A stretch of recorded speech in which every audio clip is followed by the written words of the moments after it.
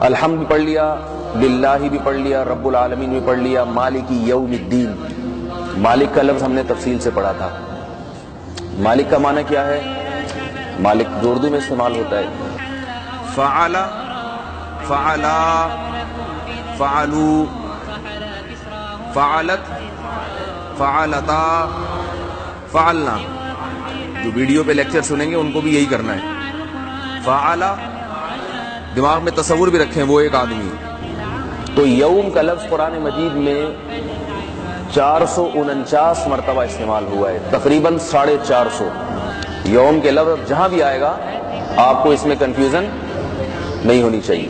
یومئذ تحدث اخبارها بان ربک اوحی لها۔ فعلتا تم سے کہا جا رہا ہے، مجھ سے۔ قرآن میں جب فعلتا کا لفظ آئے گا نا، ما غرک، کا ایاک نعبد، یا غرک، یہ کا کسے کہتے ہیں؟ تو ایک مرد کو۔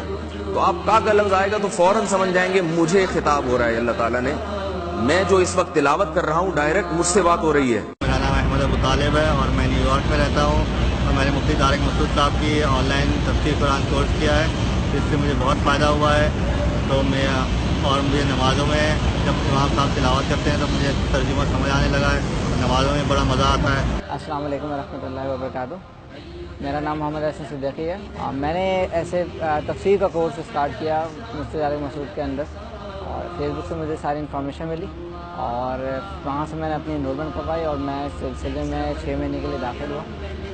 اور اس سے فائدہ مجھے یہ ہوا کہ اس سے پہلے ہم صرف قرآن کو پڑھتے تھے، تلاوت کرتے تھے، نماز پڑھ لی اور زیادہ سے زیادہ وہ ترجمے تک چلے گئے، لیکن اس کا کیا مقصد ہے، اللہ کیا احکامات ہمیں دے رہا ہے اور کیوں دے رہا ہے، ہمیں ان سب کی کچھ ریزن ہی نہیں پتہ۔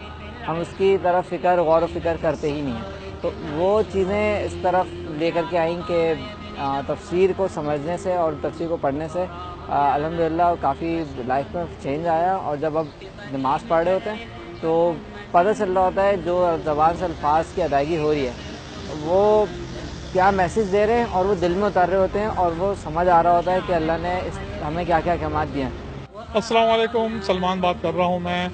مفتی صاحب نے ابھی کچھ عرصے پہلے عربک گرامر کا ایک کورس کرایا تھا، اس میں بھی انرول تھا، اور کورس کو لینے کی وجہ یہ تھی کہ جو قرآن شریف کی ہم تلاوت کرتے ہیں نماز میں وہ ہمارے سمجھ میں آ جائے۔ بڑا ضروری ہے اس کو سمجھنا، تاکہ نماز پڑھیں تو آپ کو پتہ لگے کہ آپ کیا پڑھ رہے ہیں، آپ کے سمجھ میں آنا چاہیے، اور نماز میں دل بھی لگے گا آپ کا۔ تو الحمدللہ اس کورس کو لینے کے بعد جو کہ مفتی صاحب نے بڑی محنت کی اس کے اوپر، بالخصوص بگنرز کے لیے ہیں جن کو عربک نہیں آتی اور جو لوگ باہر ہیں ان کے لیے ہائیلی ریکمینڈ کرتا ہوں کہ اس کورس کو لیں۔ اس کو لینے کے بعد انشاءاللہ تعالیٰ جو ہے ان کو نماز پڑھنے میں مزہ آئے گا۔ مفتی صاحب نے جو ہے بہت محنت کی ہے اس کورس کے اوپر۔ السلام علیکم، میرا نام دانیال ہے۔ مجھے یہ فائدہ ہوا کہ مجھے نماز پڑھنے میں اور اس کو سمجھنے میں مجھے آسانی ہوئی، کون سی آیا کانٹیکس سیاق و سباق کے ساتھ کب اور کیوں نازل ہوئی، اس میں کہاں کہاں انبیاء کرام کے ذکر ہیں، کہاں مسلمانوں کے لیے میسیج ہے، اس سے ہمیں سیکھنے میں بہت آسانی ہوئی ہے۔ یہ تفسیر کورسز کی جتنی بھی ویڈیوز ہیں، جتنے بھی 6 مہینے ہم نے پڑھا، الحمدللہ یہ ساری سیو کر کے رکھ دی گئی ہیں، ویب سائٹ پہ اویلیبل ہے۔